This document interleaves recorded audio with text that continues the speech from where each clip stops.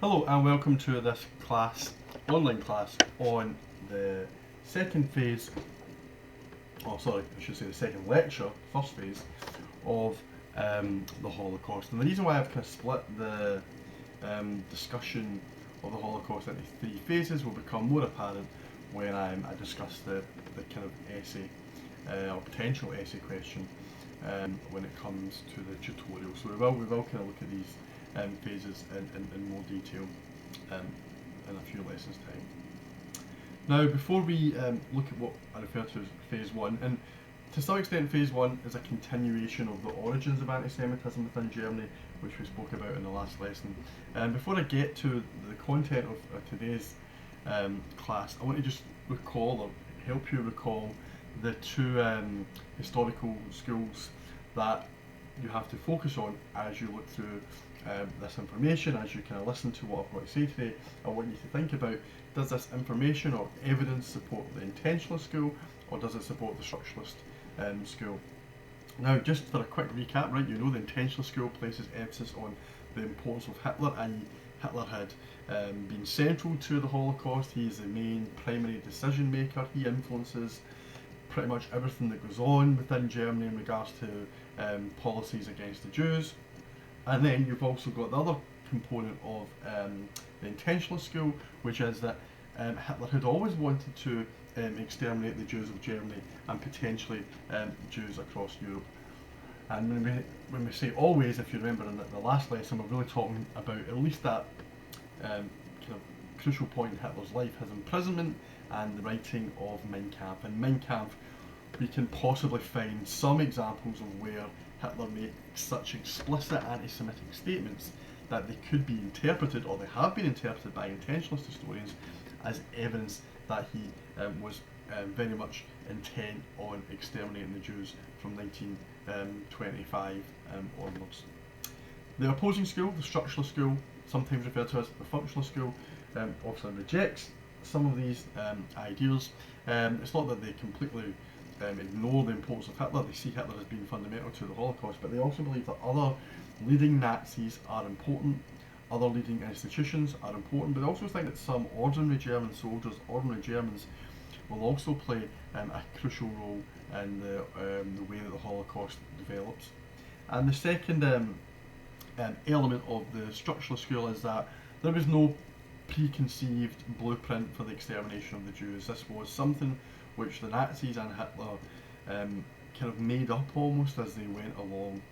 And as events changed over the course of the early part of the Second World War, then Nazi policy towards the Jews changed as well. So there was absolutely no evidence, according to the structuralist school, that Hitler and the Nazis wanted to exterminate the Jews as far back as 1924 or 25.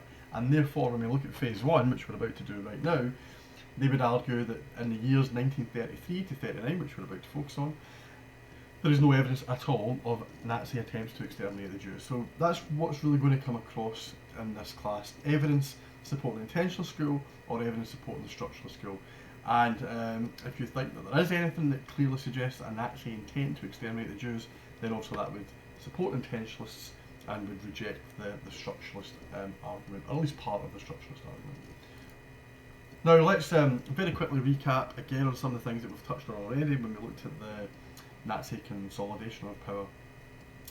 When Hitler is first appointed Chancellor in 1933, he is obviously keen on ensuring that he can remain in that position, and he consolidates his position of power with the Enabling Act of March 1933. And really after this point we start to see a gradual increase in anti-Semitic Nazi behaviour. And the first example of this is the boycott of Jewish stores, which was organised by the SA in the 1st of April 1933. And some of the slogans and graffiti that was painted on Jewish shops and Jewish stores can be seen here, right? Kauf nicht die Juden just means, don't buy from Jews. Die Juden sind unser Unglück just means the Jews are our misfortune. This was a phrase that was used often by Goebbels. And then the final one, Genakt Palästina, just means Jews go to Palestine, i.e. leave the country. Now, you might look at that first statement, or so that final statement, and think, well, the SA, the kind of anti-Semitic sections within German society in 1933 are mostly Nazis. SA are part of the Nazi party, and they just want the Jews out of Germany. Doesn't suggest extermination. Well, that's a theme that we're going to come back to on a number of occasions today. April 7th, Jews start to lose their jobs. They lose their jobs if they work for the government, so civil service jobs go. Jews who'd worked in the civil service and fought during World War I were kept in their positions.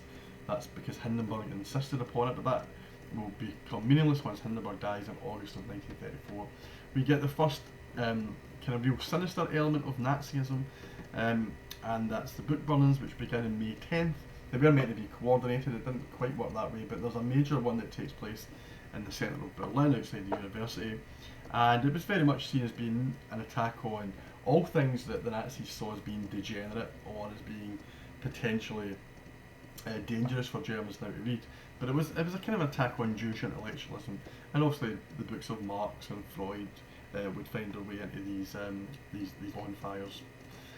Now, that's really the first year or so. By the way, there are examples between 1933 and 34 of Jews being harassed by the SA, Jews being randomly attacked by the SA. But the first kind of significant piece of systematic anti-Semitic policy from the Nazi Party doesn't come until 2 years after Hitler comes to office.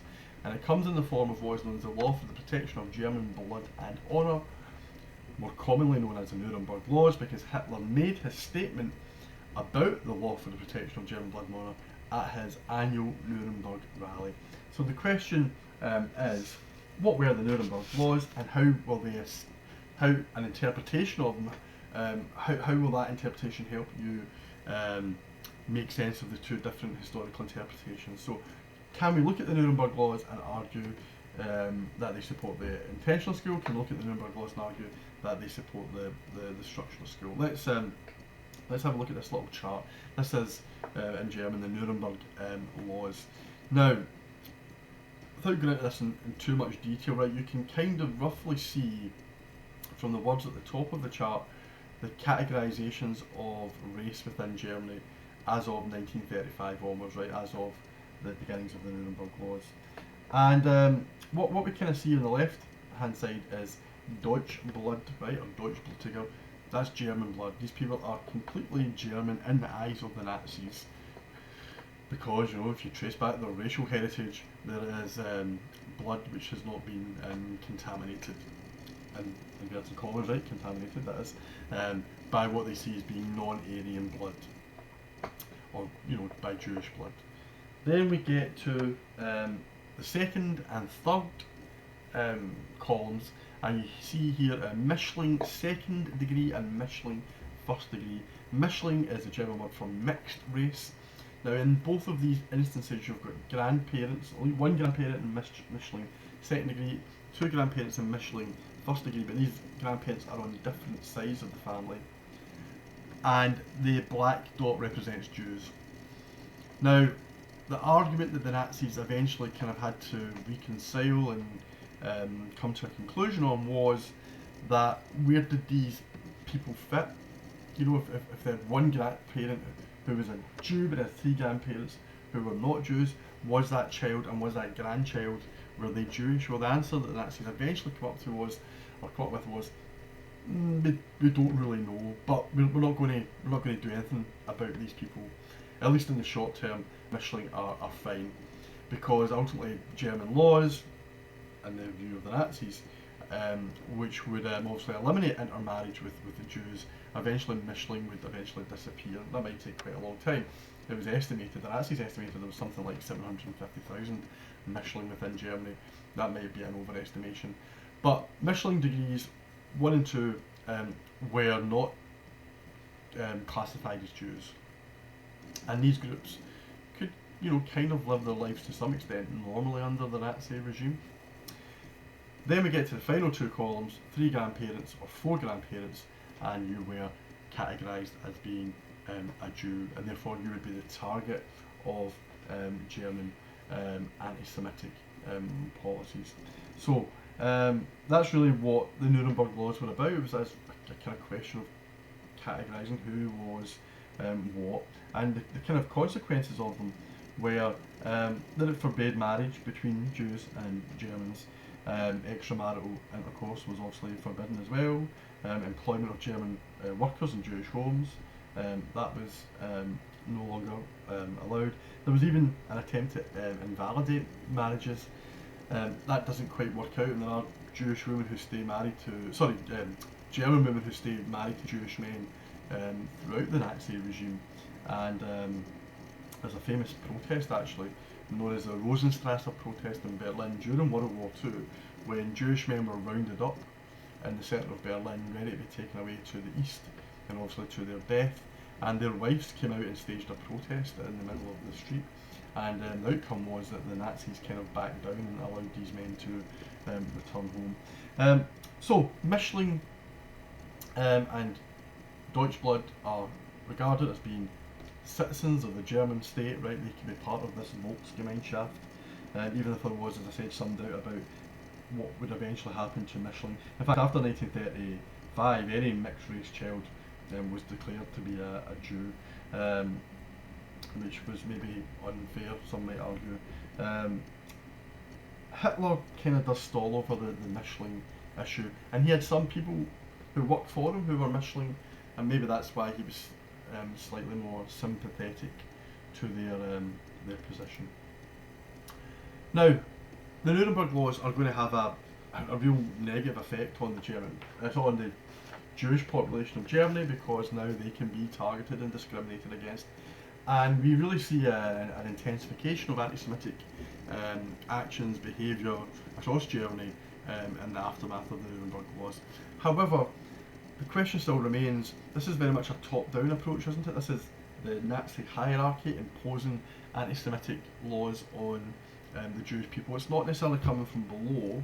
That's not to say that some sections of the German population are not anti-Semitic, they are, but there is a sense amongst the SS and amongst the Nazi party that maybe the German population are not anti-Semitic enough, right? In fact, the phrase that is used by the historian Lucy Rabinowitz is that they were armchair anti-Semites. And they would say, oh yeah, we don't like the Jews, or the Jews are a problem, but people were just kind of getting on with their lives and not really caring about the Jews and their position or status within Germany. So the SS start to play a more significant role in trying to encourage the population to be more virulent in their anti-Semitism, more active in their anti-Semitism. And one example of this attempt by the state to encourage greater racism towards Jews can be seen in the Nazi newspaper called Der Stürmer, which was published by a Nazi called Julius Streicher, who was a real rabid anti-Semitic character, not a nice individual at all. And these images, I'm going to show you some of these images in a moment. These images of the Jews being depicted in a negative way, which we know is already happening in propaganda posters, it's happening in school books, it's now being presented across the country in newspapers. They are all just an attempt to kind of slowly chip away at the German population, drip feeding them constantly with anti-Semitic views and images. Now, I'm going to look at some of these images in a second, but the question I guess that you may want to ask is, were these measures, that's the Nuremberg laws, and then some of these more active attempts by the Nazi party to encourage the population to be anti-Semitic, are these really set, or is there really a set out intention that what the Nazis' ultimate aim to achieve is the extermination of all of Germany's Jews? Is that really what we're seeing here? Is it almost as if the German population are being kind of brought into a position where they will eventually accept such a horrific act because they have been, in some respects, been brainwashed or manipulated by the Nazis? Or were these just, and I have put just in inverted commas, were these just discriminatory measures in the same way, perhaps, I'm not trying to make direct comparisons here, but in the same way that African Americans were subjected to the Jim Crow laws in the deep south of the US, which, as we know, were horrendous, right? And at certain points in the 1930s, some of the treatment of African Americans was violent, whether it be the Klan or whether it be mob behaviour that would result in the lynching of African Americans, innocent African Americans. what we see in Germany is not that dissimilar. In fact, there's even an argument in early 1930s, let's say 1935, there's worse being African American in 1935 than it has been in the Deep South than it has been a Jew in Germany, right? And also that will change very very quickly. But if you put yourself in the position of a Jewish person in Germany, uh, you might not necessarily think that the worst is going to happen to you. You might think that these are just exclusionary or attempts to exclude you from society, and these forms of discrimination will eventually kind of work themselves out. And that's the situation you've got with African Americans in the South. They're being treated dreadfully, but they think that one day life might get better. Now we know there's a real difference, right? Again, it's not to say there aren't some members of the Klan that would have loved to have executed or exterminated all African Americans, right? Because there were some deranged Southern Americans out there. But ultimately, what happens is very different. But you can't necessarily blame Jews for not leaving the country in 1935, because nobody can imagine the horrors that are going to befall this people in the future. I should just say at this point, there are only, I say only, right, the Jewish population of Germany, because we sometimes get this sense that the Jews were a problem, and therefore Jews could be seen everywhere within Germany, and they were a real threat when it came to jobs or their influence over culture and so on and so forth.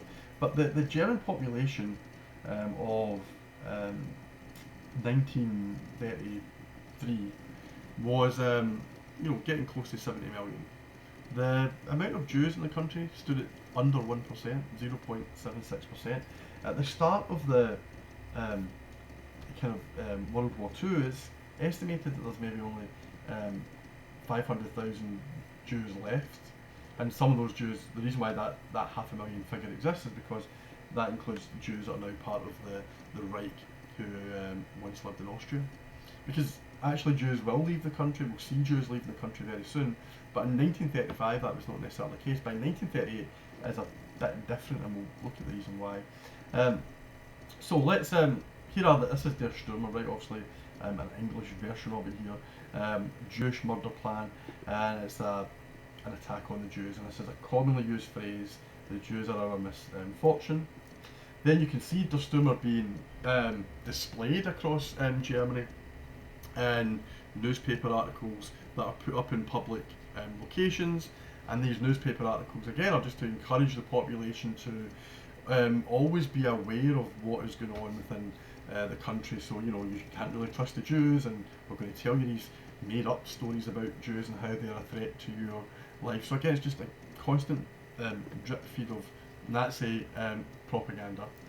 Then the reason I wanted to just kind of maybe look at this exclusion argument is because there is some evidence that the Nazis only intended to exclude Jews, and maybe there was not, and this obviously goes in favour of maybe the structural school rather than the intentional school. But here is maybe some evidence that there was a desire just to get rid of the Jews. Now we're kind of fast forwarding to 1938 here, the summer of 1938, and the reason why 1938 is such an important year is because it is the year of Kristallnacht, right, this violent attack on the Jewish people and Jewish property in November of 1938, which we're going to come to in a second.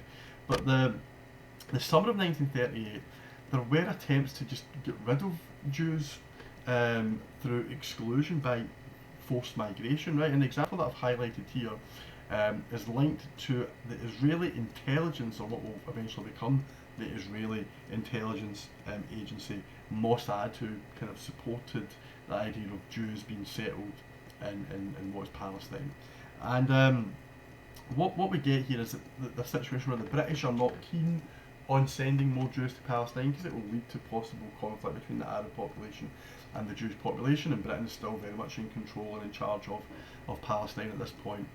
And Britain had taken control of Palestine after World War I. It used to be a Turkish part of the Turkish Empire or the Ottoman Empire. And we actually get a discussion here between Mossad, so these are a Jewish intelligence agency, and the Gestapo. And the Gestapo kind of agent is very high up. It's Adolf Eichmann, one of the kind of most infamous of Nazis and SS men. And Eichmann really tries to get, and it mentions here, close to maybe 1,000 Jews out of Austria, which is now part of the Reich, becomes part of the Reich in March in 1938, and send them to Palestine, and to do it illegally, right, without British permission, basically. And this would suggest that, you know, if the Nazis are intent on exterminating the Jews, even just the Jews within their control, they're actually going out of their way to not exterminate them by removing them from the country, by encouraging immigration. So the idea that, you know, Hitler is fully in control of everything that's going on is a bit of a myth, because this is Eichmann and the SS who are engaging in this clandestine activity. And it also rejects the idea that it was always the intention of the Jews to be murdered by the Nazi regime, because this is about immigration. So I think it's worthwhile just kind of noting the information. This is from the historian called Martin Gilbert. The reference to this book can be found on my site. Now the remainder of this little section, I'm not going to play them, you can look at this in your own time on this presentation. Next couple of slides focus on video clips, quite short video clips, just a few minutes for one and maybe 10 minutes for the other, and they look at the story of Kristallnacht and what happens. I'm going to just run through the story of Kristallnacht, but I think it's worthwhile watching the videos in your own time. So here are some images of Kristallnacht, and I'll just kind of very quickly give you the story as I kind of click through these kind of famous images. Here's a New York Times report on Kristallnacht. Now there was a young German Jew by the name of Herschel Grünspan, who had been living in Paris. He was very young, I think he was only 17 years of age. Grünspan's family had been living in kind of exile almost on the Polish border, right? They'd kind of been kicked out of Germany. And again, that might support the idea of the structuralist, you know, view, you know, that there's no desire to exterminate, just to exclude. And the reason why Grünspan and his family and, you know, thousands of other Jews were living on the borders, because they were Polish Jews who had migrated to Germany before the Nazis had came to power, and now the Nazis were trying to get rid of them and saying, you're Poland's problem. Now, it should be noted, Poland is pretty anti-Semitic at this point as well, and the Poles are saying, we don't want these Jews. So there's a bit of a standoff. Now, Grünspan receives a letter from his sister. He knows how poorly his family are being treated, and whilst he's in Paris, he thinks that he can bring attention to the plight of these Jews by committing a serious act, and the act is he decides to kill a German ambassador to Paris. Right, he shoots a guy by the name of Ernst von Rath, who nobody's really heard of, right? But news makes its way back to Germany that von Rath has been shot. What happens? Well, it's in November of 1938. Hitler is in Munich celebrating with other top members of the Nazi Party the anniversary of the Beer Hall Putsch, if you recall, right, from 1923, November 23. And he is told about what happens to von Rath by Goebbels, and Goebbels, trying to make a name for himself. I'm not saying he doesn't have a name for himself, but to really kind of make him one of Hitler's favourites, he decides that it might be worthwhile punishing the Jews, all of Germany's Jews, kind of collective punishment for this killing that this young Jewish guy had carried out in Paris. So Hitler agrees to give Goebbels and the SA the kind of free will to unleash terror on the Jews in Germany on this evening that we call Kristallnacht. And as the images show, synagogues are burned down, shops are destroyed and looted, and Jews are killed. Approximately 100 Jews are killed, although the figure might be higher. 30,000 Jews are rounded up and sent to concentration camps. Places like Dachau and Buchenwald. $400 million is the cost of the damage, and this cost is imposed upon the Jewish population. So, you know, wealthy Jewish business owners have to pay for this money. There's basically a tax placed upon the Jewish population. And Kristallnacht is the first instance of a pogrom, right, a violent attack against the Jewish people in a so-called modern, civilized Western European country. Pogroms have taken place in Eastern Europe a lot. They take place often in Russia or in Russian territories. But this was the first example that happened in Europe, in Central Europe. And Hitler doesn't really have his name attached to it. It looks like it's the SA, it's thugs who are involved. Goebbels kind of puts his name to it. Göring steps in at the end, and Göring is the one who forces the Jews to pay for the damage. it does raise questions, right? The questions are: was Kristallnacht a warning to the Jewish population, i.e., leave the country, or face more attacks like this, face the potential to be incarcerated in a concentration camp? Um, does it tell us that, as the intentionalists would argue, that here is evidence of the Holocaust? This is one of the first steps towards the Holocaust. That, the German population had to be convinced that this was acceptable treatment towards the Jews. Do the German population respond? They don't. They sit back and watch it. They allow it to happen. Now we know that in 1938 in Germany, that there's very little you can do to oppose the Nazis, right? That door is kind of closed, right? That closed 5 years ago. So maybe we can't really expect too much from the German population, but they don't necessarily even, there's not much evidence necessarily of even Germans helping their Jewish neighbours. It's very much been since 1935 that Germans and German Jews really don't associate with each other. So this could be the beginnings of the Holocaust. It could be the kind of acknowledgement to the German people. This is how things are going to go from this point onwards. But is there really any concrete evidence that this is the beginnings of a kind of extermination policy? Well, no, because those who are in the concentration camps are let back out before Christmas of 1938. Many of these men are damaged and broken, right? They have had a real horrible time, but they're back out, and that wouldn't suggest a policy of extermination. If you want to kill them, keep them in the concentration camps and murder them there. And the other factor that we have to take into account is on the map here, and that other factor is Jewish immigration or Jewish deportations. I'll come back to these kind of sources in a second, but this is Jewish immigration between 1933 and 38. Now, even before Kristallnacht, as that little example I showed you from Jewish guys in Austria being encouraged to leave the country by Eichmann, we can see the Jews have been leaving Germany for a long time, right? And they've been going all over the world. They've been going to South America. I mean, look at the numbers of Jews who immigrate to Argentina, high number to the United States, a decent amount go to Britain, a lot of children go to Britain in 1938. And there it's known as the kind of the Kinder transport. Britain takes 10,000 kids. South Africa, Palestine, which we'll come back to. Shanghai actually takes quite a large amount of Jews in, 20,000 go to China. So we're really seeing, if you tally up all these numbers right here, you're kind of getting close to the 200,000 mark, and out of that 500,000 Jews who were living in Germany, by the time World War II breaks out, that's been halved to about 250,000. Now, if it had always been Hitler and the Nazis' intention to exterminate the Jews, then they're not making life easy for themselves, are they? They are about to engage in a game of cat and mouse to try and track down all the Jews that they let move to the every corner of the earth, basically. So these statistics, this very fact that immigration is allowed to take place, does appear to undermine any argument that it had always been the intention of the Nazis to exterminate the Jews. If Hitler was so intent on it, why would he allow for this to take place? Why would he allow this form of immigration? I just want to jump back, right, because the intentionalists obviously do have an answer to this question.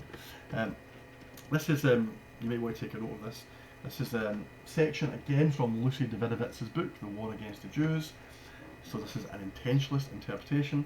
I want to focus on the bottom left hand corner. It says on the 15th of May 1935, the Schwarzkopf, this is a SS newspaper, they, going back in time a little bit here, they tried to come up with an ideological position for the Nazi party on the Jews.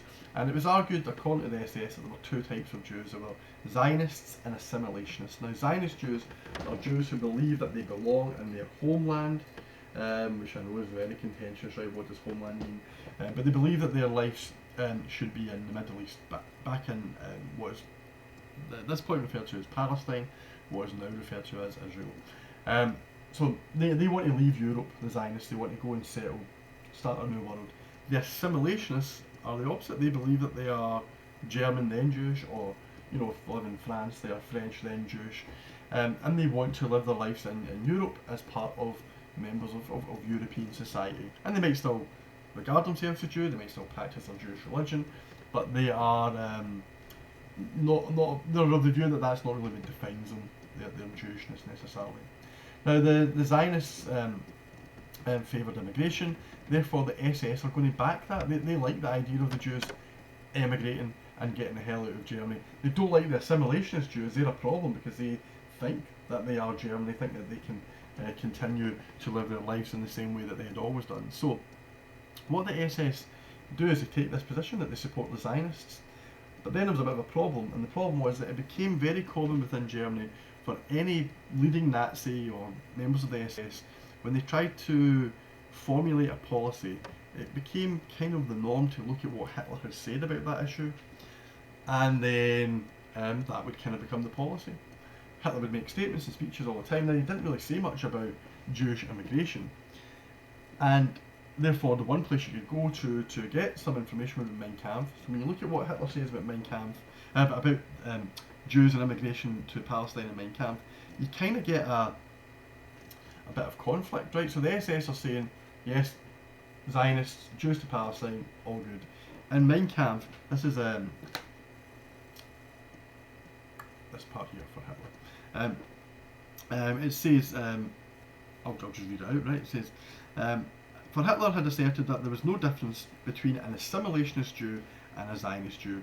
That was his view from when he studied Jews in Vienna, right? Remember his little rant in Mein Kampf that we spoke about in the previous lesson. This apparent struggle, right, so I'm just quoting it directly here.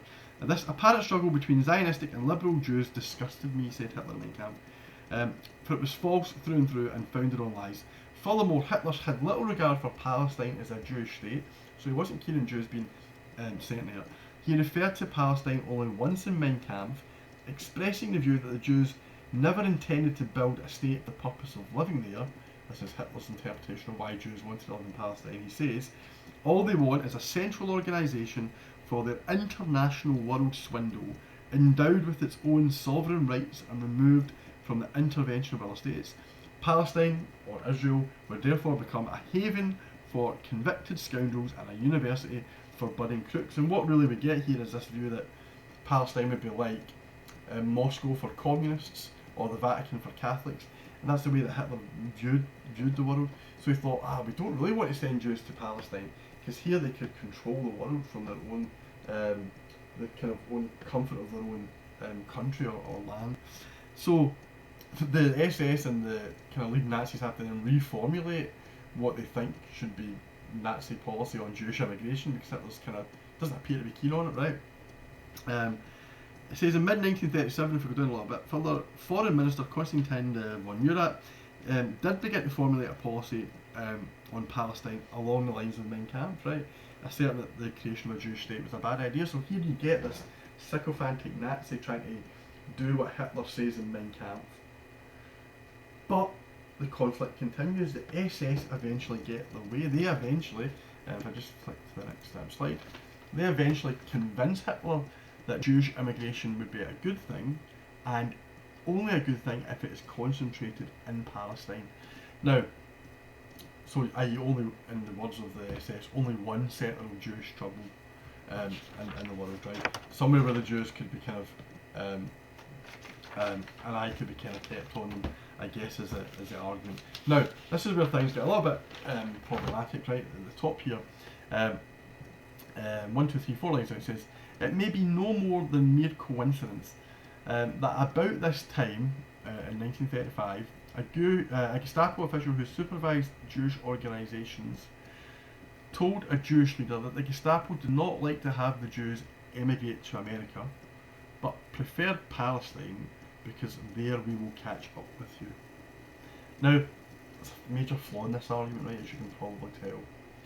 Let's just say that the SS had agreed that the only place that Jews should go should be Palestine, because there eventually, so you can get rid of them from Germany in the first instance, that's fine, send them to Palestine, and then eventually, once you've kind of dealt with, you know, the potential war that is imminent, and once you've been successful in that war, then you can go and destroy this Jewish centre in the Middle East. You can basically go to war with the Palestinian / Jewish Israeli state.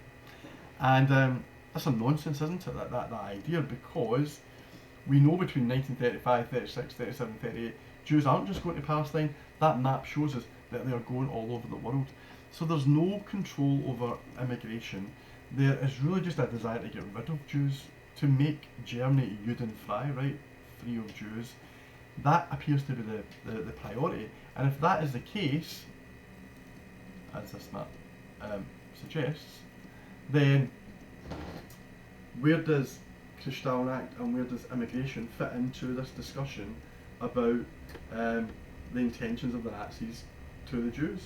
So Kristallnacht, on the one hand, could be a testing of the waters, but on the other hand, it just could be what it was, a pogrom that was about revenge for what this German Jew had done, or German / Polish Jew had done to a German diplomat.